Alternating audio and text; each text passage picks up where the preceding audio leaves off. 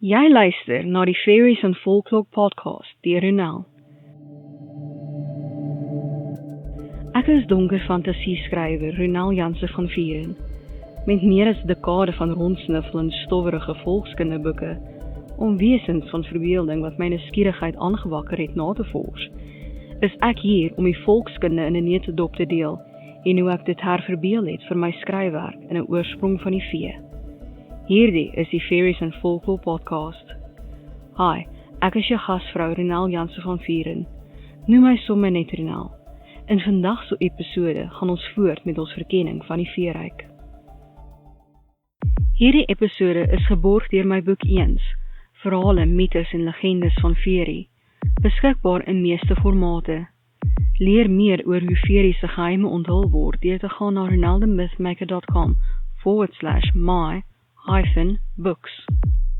Ek kan aan my tyd om die podcast te maak, navorsing, skryf, opnames en so meer, borg deur vir my 'n koppie koffie te koop. Dit kan 'n eenkeer ding wees, of jy kan dit weer in die toekoms doen. Ga na buymeacoffee.com/Ronel om my te ondersteun.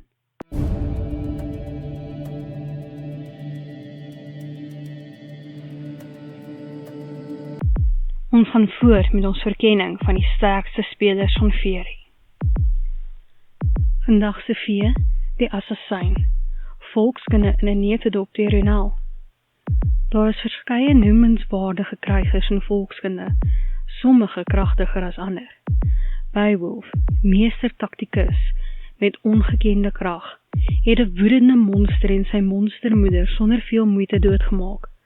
'n paar seeslange doodgemaak terwyl hulle geswem het, en ontslaag geraak van 'n draak wat sy mense terroriseer. Hy was 'n wyse koning, het vrede gebring en monsters sonder wapens uitgehaal as dit nodig was. Cuchulainn se blote teenwoordigheid op die slagveld was genoeg om sy vyande te laat bewe. Soveel so dat toe hy tydens die geveg gesterf het, hy homself met sy eie ingewande aan 'n rots vasgebind het om regop te bly staan, sodat hy lewendig sou lyk.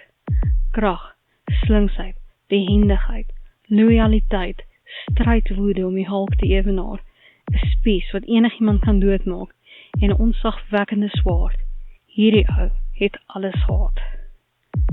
Berserkers het Odin aanbid, was weerbarstige krygers wat hulself as leiwagte aan koninkes geheg het, wreed in gevegte was, en was 'n bydraende faktor tot die mite van weerwolwe, langs hul voorliefde daarvoor om wolfpelse in gevegte te dra. Samurai, die krygsadel, het as keizerlike wagte begin en het voortgegaan om deel van die regerende klas te wees. Hulle moes die vrede tussen die stamme bewaar en was die enigstes wat die reg gehad het om 'n katana te dra, alhoewel dit hulle van ander klasse vervreemd het. Die samurai het 'n ongeskrewe, onuitgesproke kode van eer, dissipline en moraliteit gehad. Hulle kon veg met spiese, pyle en boë en natuurlik die katana.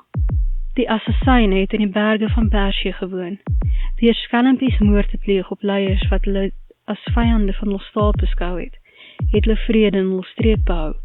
Hierdie krygers was vaardig in spionasie, hand-tot-hand gevegte, sowel as sluipmoorde.